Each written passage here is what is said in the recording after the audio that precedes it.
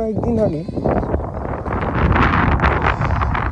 এই তো 4-5 দিন আগে বৃষ্টিতে এগুলো তো পানিতে ডুবে গিয়েছিল, সব পানি 2-3 দিনে নেমে গেছে। এই ধানগুলো পানিতে ডুবে গেছিল।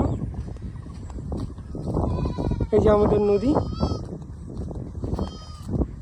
এটা আমাদের ছোট্ট নদী।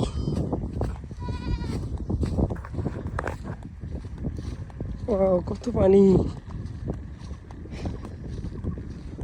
গোসল করতে মন চাচ্ছে, তো আমি গোসল করবো না। এটা আমাদের ছোট নদী, চলে বাঁকে বাঁকে, দেখি আঁকা বাঁকা, কি সুন্দর, বিশাল বড় এই নদীটা, কিন্তু হচ্ছে এর প্রস্থ দিকে ছোট, গভীরতা আছে ভালোই, অনেক দূর গেছে এটা।